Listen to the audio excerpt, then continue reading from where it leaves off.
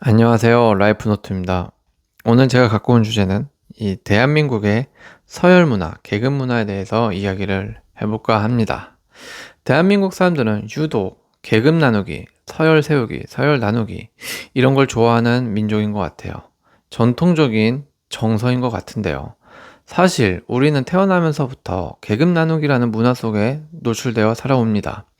초등학교만 가도 누가 반장인지, 누가 공부 잘하는지, 누가 운동 잘하는지로 아이들이 나뉘죠. 이뿐만이 아니죠. 중고등학교로 올라가면 성적과 외모, 또래 집단 내 인기 같은 이런 기준으로 서열이 나름 정해집니다.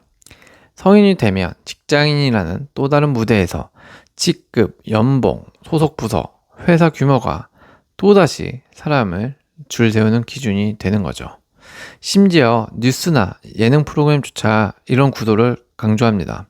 올해 억대 연봉 직장인 비율, 최고 수입 연예인 탑10 이런 기사와 가십거리들이 대중의 시선을 끄는 이유이기 때문이죠. 사람들은 본능적으로 나와 남을 비교하면서 자기 위치를 확인하려는 본능이 있습니다. 나는 저 사람보다 낫다라는 안도감을 얻거나 저 사람은 저렇게 사는데 나는 왜? 라는 불만과 열등감을 느끼기도 하죠. 즉 서열을 매긴다는 건 단순한 놀이가 아니라 자신의 정체성을 확인하는 인간의 방식인 것 같습니다. 나는 어디쯤 서 있는가? 이 질문에 답을 얻고 싶어서 사람들은 계속해서 계급 이야기에 끌리는 것 같습니다. 그래서 오늘은 해도 사실 결과가 나오지 않는 이 질문들과 사회 현상에 대해서 한번 이야기해 볼까 합니다. 심리학자들과 인류학자들은 서열 구조가 집단을 지탱하는 최소한의 안정장치라고 합니다. 쥐나죠 본능인데요. 원시 부족 시설을 떠올려 보면 누가 우두머리인지 명확해야만 했죠. 리더가 결정권을 가지고 사냥이나 이동, 전쟁 같은 중요한 순간에 방향을 제시하지 않으면 집단은 쉽게 와해될 수 있었죠. 예를 들어 사냥을 나갔을 때 누가 앞장설지, 누가 뒤를 맡을지, 누가 먹이를 나눌지가 정해져 있어야 갈등이 줄어듭니다. 만약 이런 구분이 없다면 사냥감 하나를 두고 서로 싸우다가 다 같이 굶어 죽는 결과가 나올 수도 있었겠죠. 즉 서열은 단순한 차별이 아니라 생존을 위한 합리적인 질서입니다. 그런 합리적인 질서를 위해서 이런 본능이 있는 거고 그것이 오늘날까지 진화한 게 진화적 본능이고 진화적 본능은 바로 서열 유지인 거죠. 이 습성이 현대사회에도 고스란히 이어져 오게 되는 거죠. 직장에선 사원, 대리, 과장, 부장이 구분되는 것도 같은 맥락이에요. 질서를 지키기 위해서. 누가 결정을 내리고 누가 실행하는지 역할이 분명해야 일이 효율적으로 돌아가죠. 학교에서는 자연스럽게 공부 잘하는 학생, 운동 잘하는 학생, 인기 있는 학생 이런 사람이 중심이 되고 나머지가 그 주변의 서열처럼 배열됩니다. 연예계 역시 톱스타와 조연, 대세 아이돌과 신인 그룹이 나뉘죠. 사람들은 이 서열 구도 속에서 이야기를 쉽게 이해하고 흥미를 느낍니다. 결국 인간이 서열을 만드는 이유는 단순히 누군가를 억압하려는 게 아니라 질서를 세우고 충돌을 최소화하고 안정감을 확보하려는 본능적인 행동이라는 겁니다. 문제는 그 본능이 현대사회에서는 차별과 비교의식으로 왜곡되어 나타난다라는 점이 아쉬울 뿐이죠. 심리학자 레온 페스팅어의 사회적 비교 이론에 따르면 사람은 늘 자신을 다른 사람과 비교하며 자존감을 확인한다고 합니다. 그러니까 상대적 비교를 함으로 인해서 오는 쾌감을 통해 계급을 나누려고 하는 거죠. 절대적으로 돈이 많고 적은지가 중요한 게 아니라 옆사람보다 더 나은가, 뒤처졌는가, 이게 더 훨씬 큰 영향을 미치는 거죠. 예를 들어 연봉 7천만 원을 받아도 주변 친구들이 모두 5천만 원대라면 본인은 꽤 잘 나간다고 느낍니다. 반대로 연봉 1억 원을 받아도 주변이 전부 억대 연봉자라면 오히려 초라하다고 느끼게 되는 거죠. 이런 현상 때문에 기사 제목도 늘 상위 10%, 1%, 이와 같은 상대적으로 지위를 강조합니다. 그리고 숫자를 강조하죠. 절대 금액이나 수치보다 사람들은 나는 어디쯤 위치해 있나 라는 말에 더 크게 반응하기 때문이죠. 연예계의 수입 랭킹, 유튜버 구독자 순위, 재벌가 자산 순위가 끝없이 소비되는 이유도 같습니다. 단순히 돈이나 성취가 아니라 서열 구조 속의 위치가 우리 관심과 감정을 자극하기 때문입니다. 인간의 감정은 롤러코스터처럼 기복이 심합니다. 그 이유는 바로 중독 때문에 그런 건데요. 이 과정에서 사람들은 두 가지 상반된 감정을 경험합니다. 위에 있다고 느끼면 우월감, 그리고 안도감을 느끼는 거고요. 밑에 있다고 느끼면 열등감과 분노를 느끼는 것이죠. 이 감정의 강한 기복이 오히려 뇌에 자극을 줍니다. 마치 놀이공원에서 롤러코스터를 타는 것처럼 불편하면서도 중독적인 감각이 되는 거죠. 그래서 사람들은 계속 계급 이야기를 찾아보고 순위 컨텐츠에 끌리며 심지어 스스로도 서열을 나누는데 적극적으로 참여하게 되는 겁니다.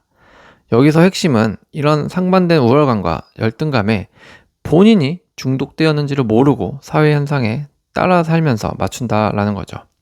이건 스스로 인지를 하고 계속적으로 빠져나오려는 노력을 해야 할 필요가 분명히 있습니다. 그럴 수 있고요. 인간은 단순히 생존만을 위해 사는 게 아니라 인정받고 싶은 욕구를 가진 존재입니다. 사람들은 자신이 어떤 집단 안에서 나는 이런 사람이다라는 정체성을 확인받기를 원합니다. 문제는 그 확인이 대부분 계급 구조 속에서 주어진다라는 거죠. 예를 들어 직장에서는 팀장, 임원 같은 호칭이 사회적 위치를 보장해 줍니다. 같은 능력을 갖고 있어도 직급이 올라가면 대우와 존중이 달라지죠. 연예인에게는 톱스타, 대세배우, 예능 블루칩 같은 타이틀이 붙습니다. 그 타이틀이 곧 그 사람의 사회적 무게감을 보여주는 계급표가 되곤 하죠. 심지어 일반인들 사이에서도 명문대 출신, 강남 거주자, 억대 연봉자라는 레이블이 하나의 사회적 증명처럼 기능하는 게 사실입니다. 즉, 사람들은 계급을 통해 자신이 어떤 위치에 있는지를 확인하고 타인에게 인정받습니다. 그래서 계급 나누기가 불편하고 때론 상처가 되는데도 쉽게 포기하지 못하는 거죠. 계급 구조는 불합리하면서도 동시에 인정 욕구를 충족시켜주는 장치이기 때문이라는 겁니다. 결국 사람들의 진짜 갈망은 계급 자체가 아니라 그 계급이 주는 존중과 인정입니다.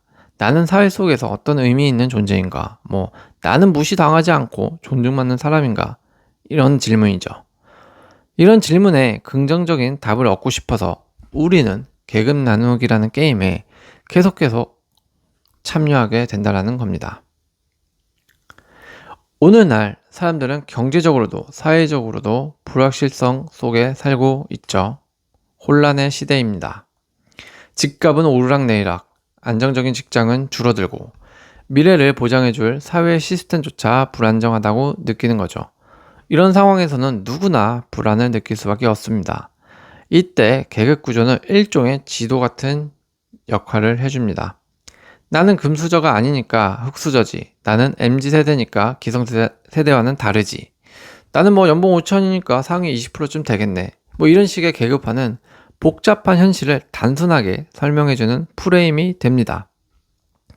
불확실한 세상 속에서 자신이 어디쯤 있는지를 확인하면 그것이 현실을 정확히 설명하지는 못하더라도 묘한 안정감을 주는 거죠. 문제는 그런 묘한 안정감이 가짜 안정감이다라는 겁니다. 실제가 아니죠. 흙수저라고 해서 반드시 불행한 건 아니고 금수저라고 해서 행복이 보장되는 것도 아닙니다. 하지만 사람들은 계급이라는 단순한 틀 안에서 안도감을 얻고 동시에 스스로를 제한하기도 합니다. 나는 흙수저니까 여기까지가 한계야. 나는 이 정도 연봉이니까 그래도 괜찮아.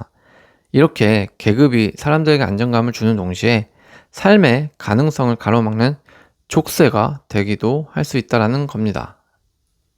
그러니까 우리는 계급을 자꾸 나누려고 하는 이유가 생각보다 단순한 이유다라는 거죠. 이런 안정감을 쫓고 찾고 있는데 계급을 나누는 안정감은 사실 가짜 안정감이다라고 말할 수 있겠네요. 그럼 계급을 나누면 사회적으로 어떤 현상들이 발생할까요? 그 어두운 면은 아마 사소한 곳곳에서부터 쉽게 발견할 수 있을 것 같은데요.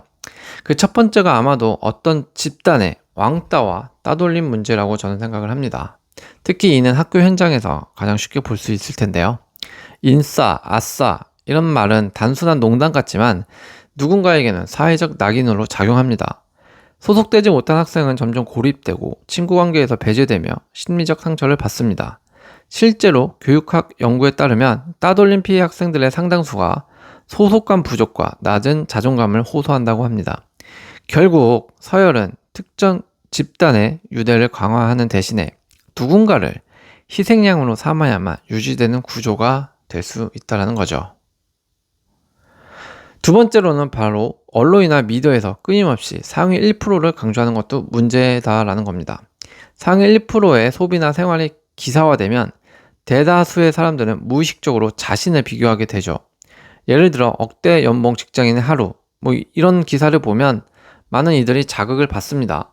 하지만 현실적으로는 그 1% 안에 속하기는 쉽지 않죠. 결국 다수는 나는 저기에 도달할 수 없어라는 무력감과 좌절감을 경험하게 되는 거죠.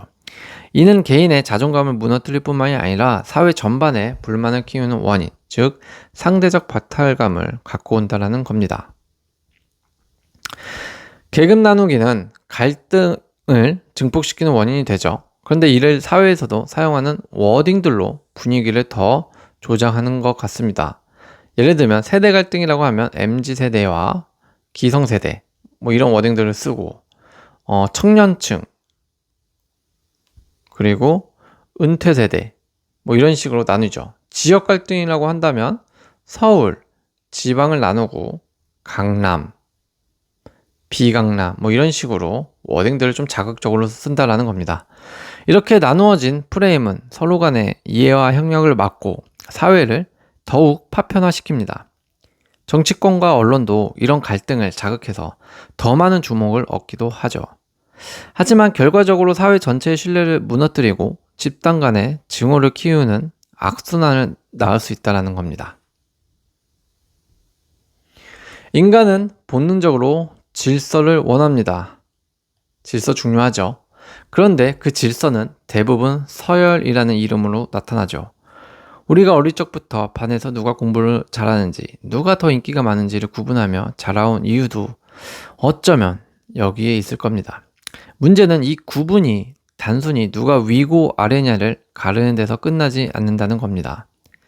서열은 곧 자기 정체성의 기준이 됩니다. 나는 어디쯤 있지? 라는 질문에 답하려는 인간의 본능적인 욕구가 끊임없이 계급 구조를 재생산하게 만드는 거죠. 서열은 질서를 갖다 주지만 동시에 상처를 남깁니다. 누군가는 계급 상단에서 안도감을 얻지만 다른 누군가는 그 밑에서 열등감과 좌절을 느낍니다. 즉 한쪽의 위로는 곧 다른 쪽의 추락 위에서만 가능하다라는 거죠. 그럼에도 사람들은 서열 이야기를 멈추지 않습니다. 왜일까요? 세상이 불확실하고 미래가 불안할수록 사람들은 더 간단한 기준을 원하기 때문일 겁니다. 금수저, 흙수저, 인싸, 안싸, MG, 꼰대 이런 구분은 복잡한 현실을 단순하게 설명해주죠. 그 순간만큼은 혼란이 줄어든 것 같은 안도감을 준다라는 겁니다. 그러나 결국 중요한 건 계급이 나를 정의하지 못한다라는 사실입니다. 계급에 휘둘리면 안 되겠죠. 사회가 매겨놓은 서열표는 언제든 바뀔 수 있습니다. 상황에 따라 뒤집힐 수도 있고요. 진짜 나를 결정짓는 건 외부의 서열이 아니라 내가 어떤 관계 속에서 어떤 태도로 살아가느냐에 달려있지 않을까라는 생각을 오늘 한번 해보게 됩니다. 오늘도 시청해주셔서 감사합니다.